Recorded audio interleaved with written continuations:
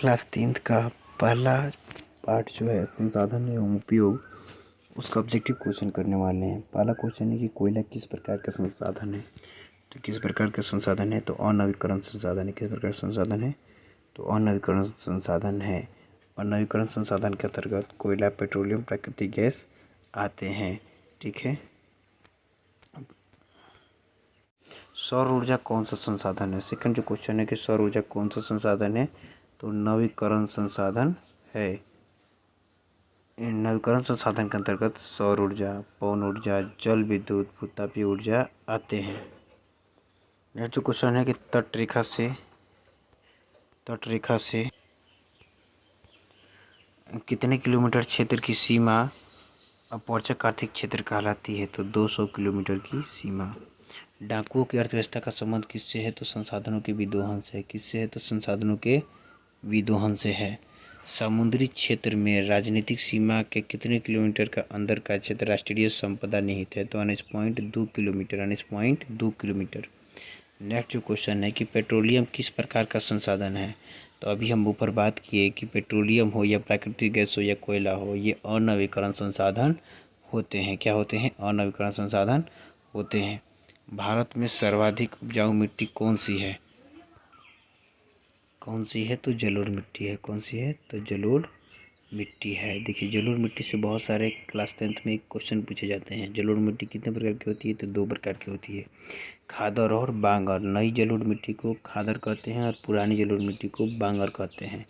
बात करते हैं कि भारत में सबसे ज़्यादा एरिया में, मतलब क्षेत्र में फैला हुआ जो मिट्टी है कौन सा है, तो जलोढ़ मिट्टी है। देखिए, जलोढ़ मिट्टी पर हम अनेकों प्रकार की फसलें उपजाते हैं, जैसे कि धान, गेहूँ, गन्ना, दलहन, तिलहन की फसलें उपजाते हैं। ठीक है, और ये बहुत ही उपजाऊ मिट्टी होती है। नेक्स्ट जो क्वेश्चन है कि काली मिट्टी का दूसरा नाम क्या है, तो रेगुर मिट्टी है। क्या है, रेगुर मिट्टी है। काली मिट्टी से 2-4 क्वेश्चन एग्जाम में पूछता है, जैसे कि किस मिट्टी को कपासी मृदा के नाम से जाना जाता है, तो काली मिट्टी को, क्योंकि कपास की खेती के लिए काली मिट्टी बहुत ही उपयुक्त होती है। ठीक है। काली मिट्टी का विस्तार देखिए, भारत में महाराष्ट्र, पश्चिमी मध्य प्रदेश, गुजरात, आंध्र प्रदेश, कर्नाटक, तमिलनाडु वाले क्षेत्रों में है। काली मिट्टी जो होता है, ये नमी को क्या करता है कि ये नमी युक्त होती है। ठीक है, ये नमी युक्त होती है। इस मिट्टी को कम सिंचाई की जरूरत पड़ती है, काली मिट्टी। ठीक है, क्योंकि काली मृदा में क्या करता है, काली मृदा नमी को रोक कर रखता है। ठीक है, इसीलिए इसे नमी युक्त मिट्टी भी कहा जाता है। देखिए, काली मिट्टी का जो काला रंग है वो टेटनीफेरस मैग्नेटाइट के कारण होता है। काली मिट्टी का जो काला रंग है टेटनीफेरस मैग्नेटाइट के कारण होता है। ठीक है। नेक्स्ट जो क्वेश्चन है कि भारत में मरुस्थलीय मृदा का विस्तार किस राज्य में है। भारत में मरुस्थलीय मृदा का विस्तार किस राज्य में है, तो राजस्थान में है। किस में है, तो राजस्थान में है। सुपानी कृषि किस राज्य में प्रचलित है, तो उत्तराखंड में। सुपानी कृषि किस राज्य में प्रचलित है, तो उत्तराखंड में। सुपानी कृषि किस राज्य में प्रचलित है, तो उत्तराखंड में। पंजाब में भूमि निम्नीकरण का मुख्य कारण क्या है, अधिक सिंचाई। पंजाब में भूमि निम्नीकरण का मुख्य कारण क्या है, अधिक सिंचाई। कौन सी मिट्टी कपास के लिए सर्वोत्तम मानी जाती है, तो काली मिट्टी। कौन सी मिट्टी कपास के लिए सर्वोत्तम मानी जाती है, तो काली मिट्टी। कौन सी मिट्टी कपास के लिए सर्वोत्तम मानी जाती है, तो काली मिट्टी। मेढक के प्रजनन को नष्ट करने वाला रसायन कौन सा है, तो एंड्रीन है। कौन सा है, तो एंड्रीन है। मेढक के प्रजनन को नष्ट करने वाला रसायन कौन सा है, तो एंड्रीन है। नेक्स्ट क्वेश्चन है, देश के बांधों को किसने भारत का मंदिर कहा था। देश के बांधों को किसने भारत का मंदिर कहा था, तो पंडित जवाहरलाल नेहरू। किसने कहा था, तो पंडित जवाहरलाल नेहरू। देश के बांधों को किसने भारत का मंदिर कहा था, तो पंडित जवाहरलाल नेहरू। कुल जल का कितना प्रतिशत भाग महासागरों में निहित है। कुल जल का कितना प्रतिशत भाग महासागरों में निहित है, तो 96.5%। 96.5%। बृहत क्षेत्र में जल की उपस्थिति के कारण पृथ्वी को क्या कहा जाता है। बृहत क्षेत्र में जल की उपस्थिति के कारण पृथ्वी को क्या कहा जाता है, तो नीला ग्रह कहा जाता है। क्या कहा जाता है, तो नीला ग्रह कहा जाता है। बिहार में अति जल दोहन से किस तत्व का संकेंद्रण बढ़ा है? तो आर्सेनिक। बिहार में अति जल दोहन से किस तत्व का संकेंद्रण बढ़ा है? तो आर्सेनिक। प्राणियों के शरीर में कितना प्रतिशत जल की मात्रा निहित होती है? प्राणियों के शरीर में कितना प्रतिशत जल की मात्रा निहित होती है? 65%। विश्व की कितनी प्रतिशत जनसंख्या भारत में निवास करती है? विश्व की कितनी प्रतिशत जनसंख्या भारत में निवास करती है? तो 16%। कितनी? तो 16%। भारत में 2001 में कितने प्रतिशत भौगोलिक क्षेत्र में वन का विस्तार था? भारत में 2001 में कितने प्रतिशत भौगोलिक क्षेत्र में वन का विस्तार था? तो 19.27%। 19.27%।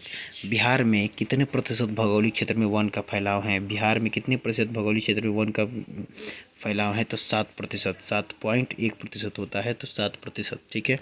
पूर्वोत्तर राज्यों में पूर्वोत्तर की 188 आदिवासी जिलों में पूर्वोत्तर राज्यों की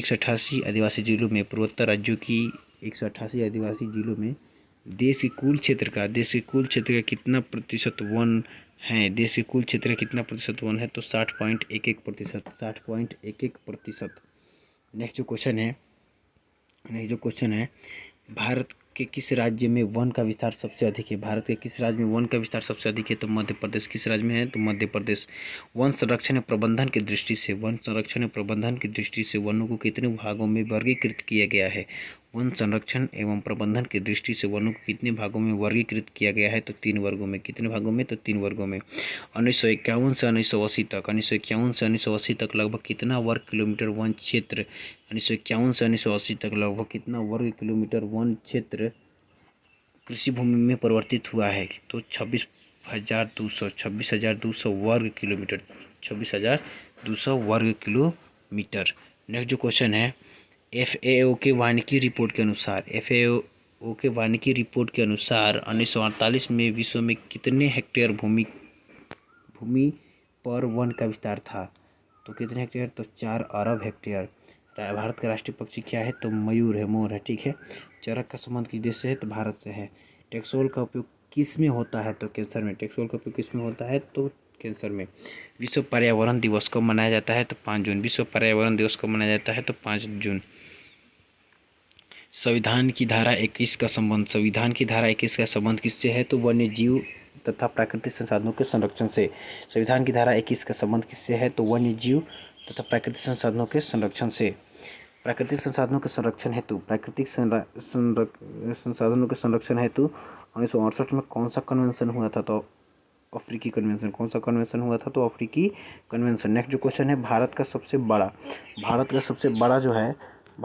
बड़ा लौह अयस्क उत्पादक राज्य कौन सा है? भारत का सबसे बड़ा लौह अयस्क उत्पादक राज्य कौन सा है? तो कर्नाटक है। कौन सा है? तो कर्नाटक है। भारत में लगभग कितने खनिज हैं? तो 100 से अधिक है। भारत में लगभग कितने खनिज हैं? तो 100 से अधिक है। छत्तीसगढ़ भारत का कितना प्रतिशत लौह अयस्क उत्पादन करता है? तो 20%। कितना प्रतिशत? तो 20%। नेक्स्ट जो क्वेश्चन है, मैग्नीज उत्पादन में भारत का विश्व में कौन सा स्थान है? मैग्नीज उत्पादन में भारत का विश्व में कौन सा स्थान है? तो तीसरा। 1 टन इस्पात बनाने में कितना मैग्नीज उपयोग होता है? 1 टन इस्पात बनाने में कितना मैग्नीज का उपयोग होता है? तो 10 किलोग्राम। 10 किलोग्राम। उड़ीसा किस खनिज का सबसे बड़ा उत्पादक है? तो मैग्नीज। किसका? तो मैग्नीज। एल्युमिनियम बनाने के लिए किस खनिज की आवश्यकता पड़ती है? तो बक्साइट। किसकी आवश्यकता पड़ती है? तो बक्साइट। देश में तांबे का कुल भंडार कितना है? तो 125 करोड़ टन। देश में तांबे का कुल भंडार कितना है? तो 125 करोड़ टन। नेक्स्ट जो क्वेश्चन है, बिहार झारखंड में देश का कितना प्रतिशत अभ्रक उत्पादन होता है? तो 80%। बिहार झारखंड में देश का कितना प्रतिशत अभ्रक उत्पादन होता है? तो 80%। सीमेंट उद्योग का सबसे प्रमुख कच्चा माल क्या है? तो चूना पत्थर। किस राज्य में खनिज तेल का विशाल भंडार है? तो असम में। किस राज्य में खनिज तेल का विशाल भंडार है? तो असम में।